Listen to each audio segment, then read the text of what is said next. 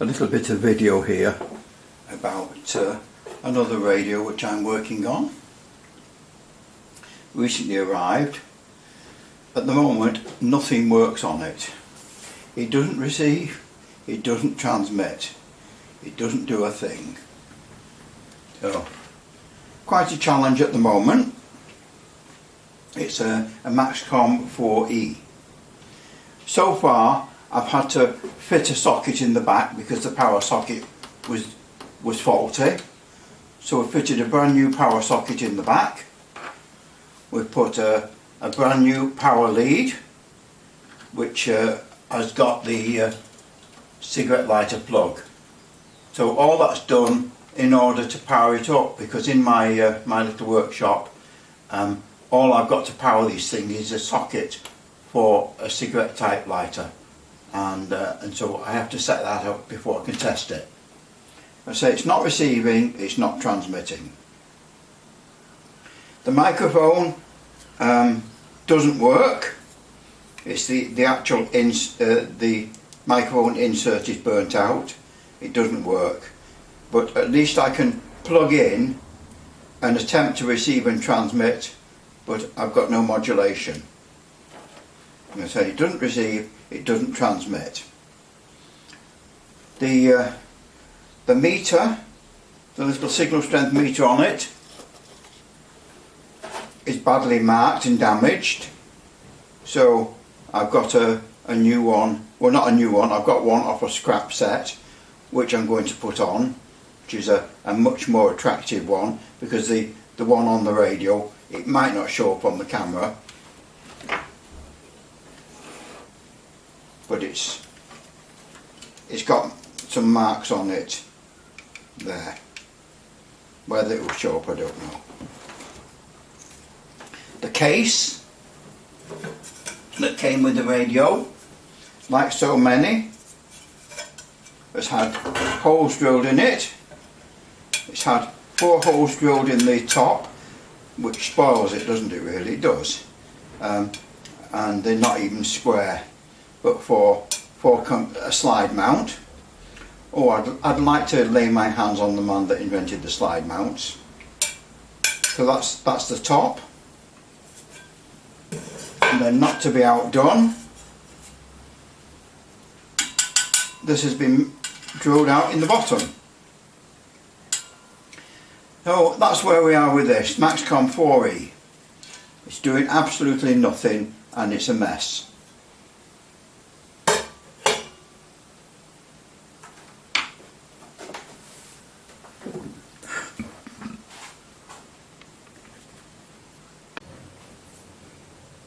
Well, here's another first, guys, in eBay Experts.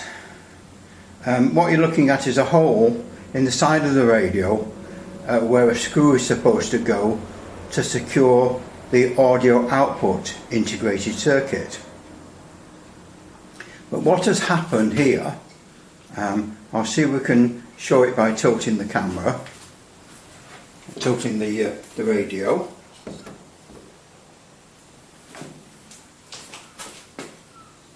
There we're looking down on the top of the audio integrated circuit, that little bit of white. Well, it's been unsoldered at some time, because this radio, as I've told you, it doesn't work, it doesn't transmit, it doesn't receive. So, looking for the fault, somebody has unsoldered that integrated circuit, and they've taken the screw out that secures it, and I assume they've taken the integrated circuit out. They may even have replaced it, but when they put it back in and resoldered it, they resoldered it too low, so now you cannot put the screw through it to secure it. The screw is important because it's supposed to hold it firmly against the side of the radio to stop it overheating, but you can't get the screw in. I've just tried, because the integrated circuit is wrongly positioned. So now I've got to unsolder it, take it out, then bolt it in position with the screw, and finally solder it after it's been bolted. Just another expert So many experts out there.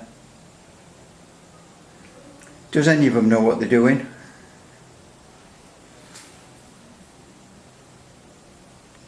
I'm just having another few minutes on this little Maxcom 4E which I'm working on. I've got so many other jobs on, I'm trying to pace myself. But one thing I noticed about this is that the microphone socket is damaged, and it's not a lot of damage, but nevertheless it is damaged, and so I'm going to attempt to change it. Oh. It's not a straightforward job. I mean, it should be easy. Whoops. Changing a DIN connector, but the DIN connectors that they used, Maxcom used on these, were particularly slim, very thin, flimsy metal, and the modern ones, or the standard ones you get, are very much stronger. But because they're stronger with thicker metal, they don't really fit, because there's very little clearance between the socket and the plastic fascia, because they fit the socket on the front between the internal front panel and the plastic fascia, and so it makes for a very tight fit. But nevertheless, it needs changing if possible. Again, they make life very difficult because it's on the front, so we have to take it off the front, but the actual leads going to it are so short that you've got no room to play to actually to get it out. It's a very tricky little job on this model. I've done it before, but it's not easy.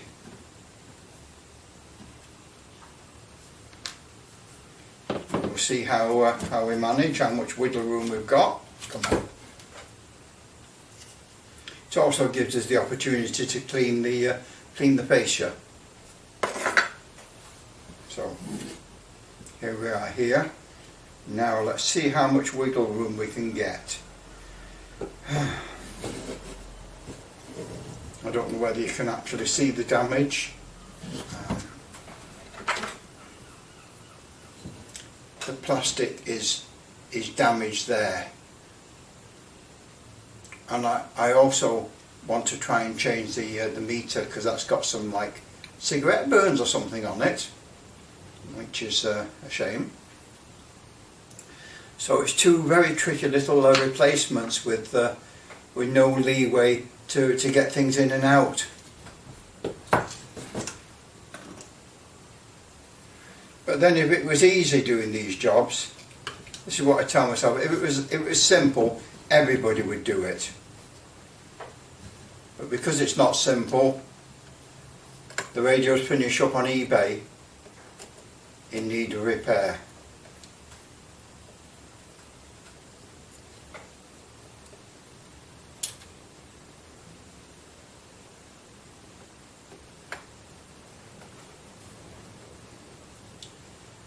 See, now the screws are out.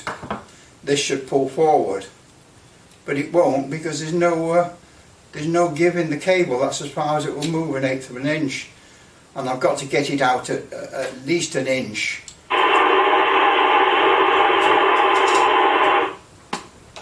I've got to get it out at least an inch to try and change it. So shall now try and gain some space. What we'll do, we'll cut the cable ties on the wiring harness, and then we should gain a little bit of room. We'll find the cutters.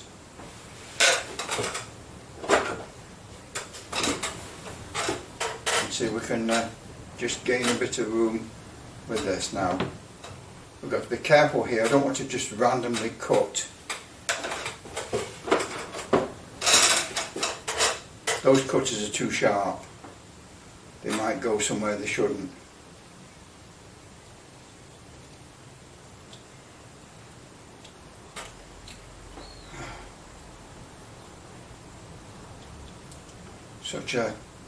Such a delicate job because we don't want to nick the wires. Got to cut the cable tie and not nick the wire.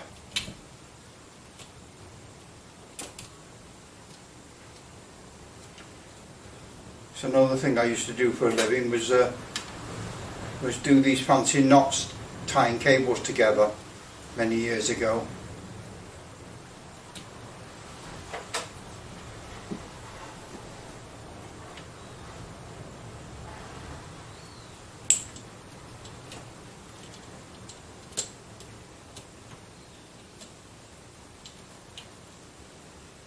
There we go.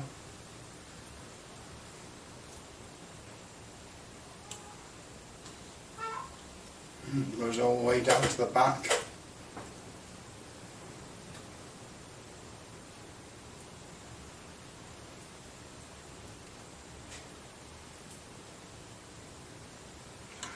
Oh, I've got to be so careful with all these wires.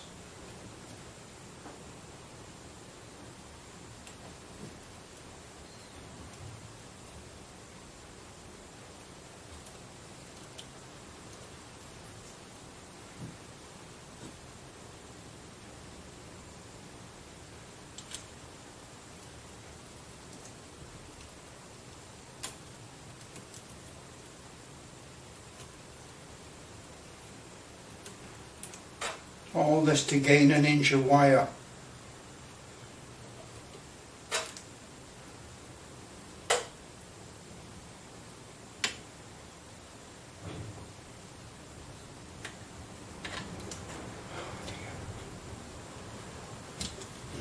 Dear, oh dear, oh dear.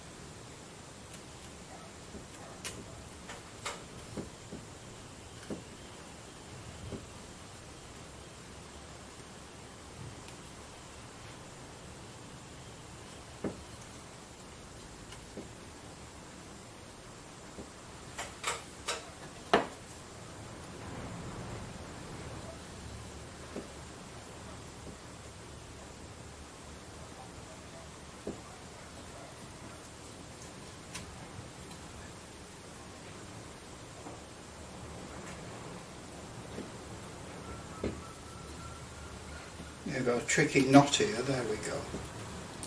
Right, we're in. Now we'll see if we can gain any space now with this. There we go.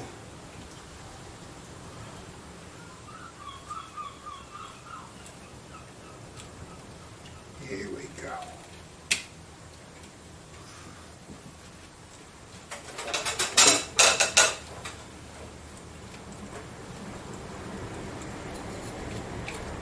We're not gaining much, but just enough now to get the soldering iron on the wires. As you can see, we've just got it out just enough. We can get the soldering iron on the wires now and replace that socket. And the one that's going in is over here somewhere, and as you can see, it's a much thicker more substantial connector. The others are very, very flimsy that they use, probably cheapness. Very flimsy. This is stronger, but it will give us troubles because of the clearance on the back here. We might finish up having to take some plastic off on the inside of this panel, which will be a further complication. But as I said, if it was easy, everybody would do it. Right, well, I'll cut the video at this point now, I think, and get down to the very fine soldering, which is going to mean me leaning over it, and so you won't get a very good camera angle. I'm going to spend a few minutes now on this Maxcom 4E again. I've been fixing the various little problems that we had with it. That screw that was missing from the audio amplifier securing to the heatsink, I've replaced that, and a few other little jobs. I've replaced the damaged signal strength meter. I've put a new bulb in it. In this case it's an LED bulb, but it's a yellow LED bulb, and so it looks pretty much like the old original, the colour it's lit up, so I'm quite pleased with that. And I'm just going to do a few tests with it now and see how it works out, and then it'll no doubt end up on eBay. So if you bear with me, I'll swing the camera around and we'll do a few little tests. Now the frequency was way out on this one, and I've had to replace the crystal inside the radio. Took the 10.24 main crystal out, replaced it with another one out of an old AM rig, because it was just too far off frequency. It was about 2 kilohertz off frequency. Well, let's key it up now.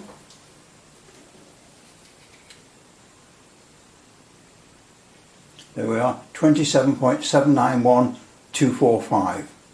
So what, that's within about 5 cycles of where it should be. That's pretty much spot on. So the frequency now spot on.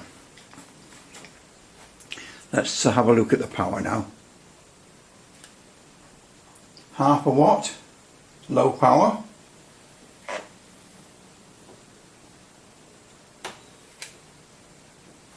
4 watts, high power. So that is spot on as well. Let's have a look at what the modulation's like now. See if it's like it should be at 2.5 kilohertz ish. Right, let's check the modulation. 1, 2, 3, 4, 5. Hello, hello. 1. So the modulation is pretty much spot on as well. So the transmitter power is right. The modulation is right. Well, let's have a look at the actual meter on the radio. Let's have a look at the meter on the radio and see how that reads. High power, and it says about 4 watts on the meter.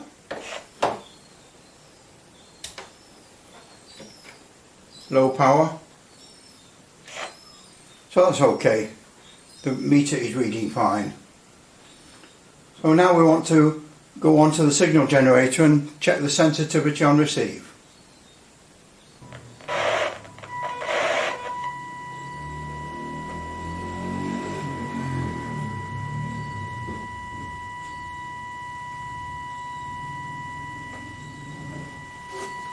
That is the checkpoint. That is a signal strength 9 coming from the signal generator, and of course it's showing on the meter on the little radio as signal strength 9. So that's fine. Now we'll go down and give it a weak signal.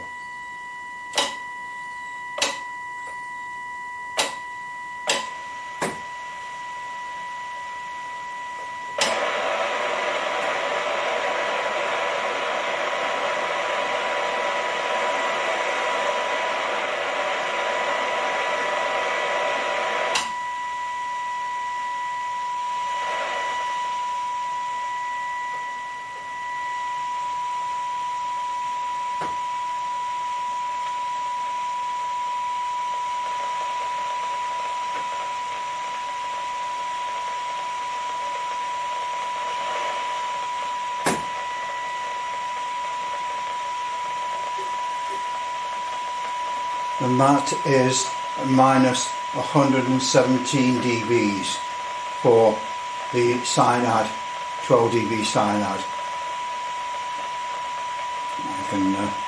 I could swing the camera around to show you the cyanide, but I don't think you need to do that. So there we are, it's receiving perfectly as well. Nice and sensitive on receive. Switch it off now. Nice and sensitive on receive. Power output on transmit is correct, deviation is correct, frequency on the frequency counter is correct.